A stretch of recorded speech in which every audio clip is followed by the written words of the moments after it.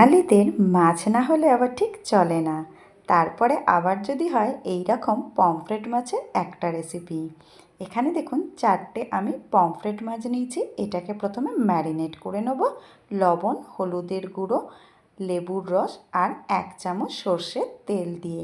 লেবুর রস ব্যবহার করলাম যাতে মাছের আঁশটে গন্ধটা চলে যায়। ম্যারিনেট করে রেখে মাছগুলোকে 30 মিনিটের জন্য রেস্টে রেখে দিচ্ছি। তার মধ্যে চলুন একটা পেস্ট তৈরি করে নিই। সাদা সর্ষে নিয়ে নিয়েছি 1 চামচি, 5 থেকে 6 কোয়া রসুন, 2টো কাঁচা লঙ্কা আর 2 চামচ জল। একটা স্মুথ পেস্ট তৈরি করে নিয়ে এটাকে রেখে দেবো। তার মধ্যে কড়ায় সর্ষের তেল গরম করে নিয়ে মাছ যাতে কড়াই না লেগে যায় তাই জন্য লবণ দিয়ে দিলাম। এবারে একে একে মাছগুলোকে ভালো করে 2 পিঠ ভেজে নেব। তবে কড়া করে কিন্তু মাছগুলোকে ভাজবো না, তাহলে কিন্তু মাছের টেস্টটা অনেকটাই কমে যায়। এখানে দেখুন 2টো মাছ ভাজা হয়ে গেছে। একইভাবে আরও 2টো মাছকে আমি তেলে দিয়ে ভেজে নিচ্ছি।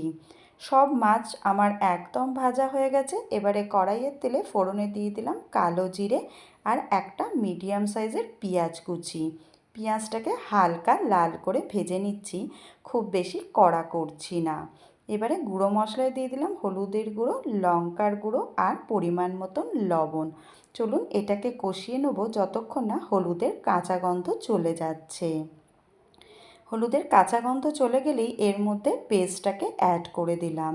তেলের মধ্যে দিয়ে ভালো করে কষে নিচ্ছি, যেহেতু এখানে আমি রসুন ব্যবহার করেছি তাই রসুনের কাঁচা গন্ধ চলে যাওয়া পর্যন্ত মিডিয়াম ফ্লেমে খুব ভালো করে মশলাটাকে কষিয়ে নিলাম। এবারে গ্রেভি তৈরি করার জন্য দিয়ে দিলাম 1 কাপ জল। খুব ভালো করে মশলার সাথে একটু নেড়ে নিলাম। এবারে একে একে ভেজে রাখা মাছগুলোকেও গ্রেভির মধ্যে দিয়ে দিলাম। তার সাথে দিয়ে দিচ্ছি চিড়ে রাখা কাঁচা লঙ্কা। এবারে ঢাকা দিয়ে লো ফ্লেমে 10 মিনিট খুব ভালো করে ফুটিয়ে নিয়েছি।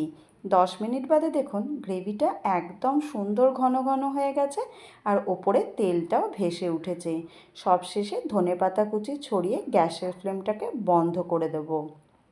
গরম ভাতের সাথে খেতে কিন্তু এই রান্নাটা ভীষণ ভালো লাগে।